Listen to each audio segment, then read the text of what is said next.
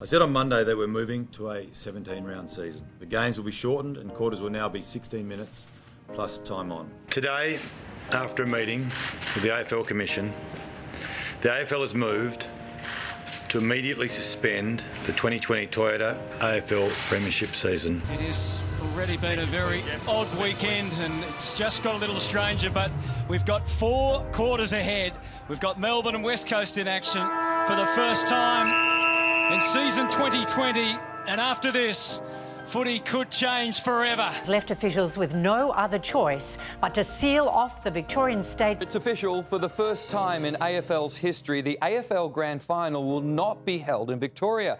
It will be held at the Gabba. Another year, another AFL season. A different sort of year due to unforeseen circumstances, but it still had its moments. Here's Rowbottom. Maybe there's a chapter or 2 left. Rowbottom long. Oh! Premiership for the Tigers. Can he win the game for the Bombers? Jacob Townsend. Has it got the journey? Just touched on the line. The game is on his boot. He is the man in the arena. And all eyes are on Robbie Gray. And when everyone else missed, when the moment came, he seized it like no one else. After the siren to win the game for your club. Wasting no time, Jack News. Set shot. He strikes it beautifully. He's got it.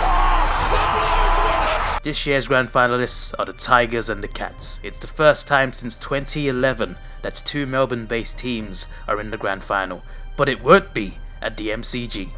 The Gabba is this year's location, but let's see how the finalists got to this point. The Tigers had a rocky start, a win over Carlton before the delay, but a draw with Collingwood and defeats to the Hawks and the Saints after the return.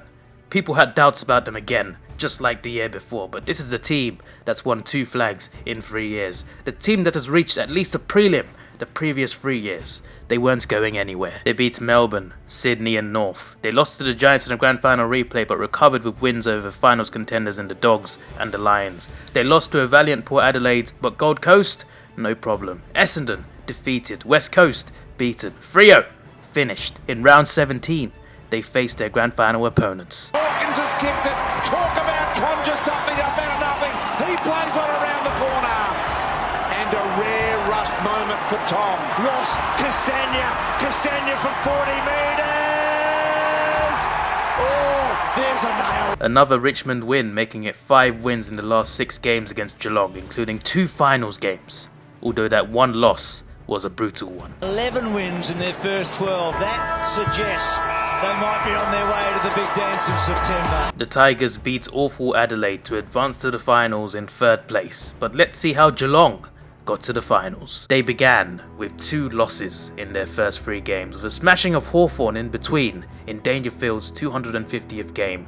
They edged it over Melbourne and followed it up with 2 wins over the Queensland teams, with Gary Ablett and Scott Sherwood reaching their 350th and 300th games respectively against Gold Coast.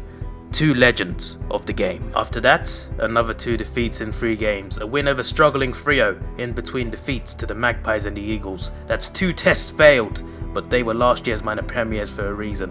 They beat North, the Saints and Port Adelaide. The Crows, no problem at all. The Dogs defeated Essendon, easy. And after their defeat to Richmond, they overcame the Sydney Swans, finishing in 4th place. In week 1 of the finals, Geelong had to face the minor premiers in Port Adelaide, while Richmond faced a rematch from 2019 with no Tom Lynch. Could he kick 3? Could he? Yes! A hat-trick! Oh, he's going to love it against the old team. Stewart attacking with Hughes. Butters, good stuff. Motlop, Lennams, goal!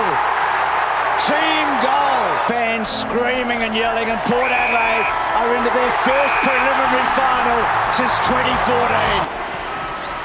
It's a good kick. It's a good kick. Jeez. It's got everything. Rayner, well done. Charlie's going to get a hat-trick. He's kicked 3. McCluggage kicks him into a prelim. Both sides coming close but losing to fantastic home performances. They had to do it the hard way. But who would they face in week 2? The Saints are going to hang on.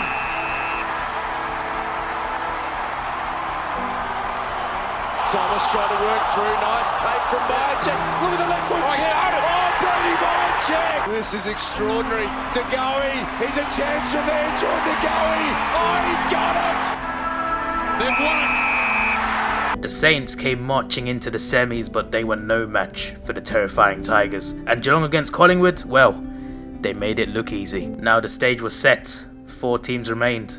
No more second chances. Port Adelaide v Richmond at the Adelaide Oval and Brisbane v Geelong at the Gabba. 2 enticing games, and the Melbourne teams came in with momentum and a point to prove. Richmond, in their years of dominance, had failed to win a qualifying final for the first time, and Geelong, their recent finals record, had not looked good to say the least. It was time to prove the doubters wrong as the away teams in 2 loud atmospheres. So can Kane Lambert kick a second last quarter goal? Oh, he has! Haven't quite got it. Off the ground. Richmond are going to on their way to the Gabba. The champions are still standing. The Tigers defeating Port in a close one, and Geelong turned up at the Gabba. 18 teams, 17 regular season games, 4 weeks of finals, and here we are with the final 2. Richmond can make it 3 flags in 4 years, while Geelong can win a flag they'd feel is well overdue. It's one last dance for Gary Ablett, one more chance for a fairy tale ending. Who takes home the crown? The dominant Richmond or the resurgent Geelong? We shall find out very soon.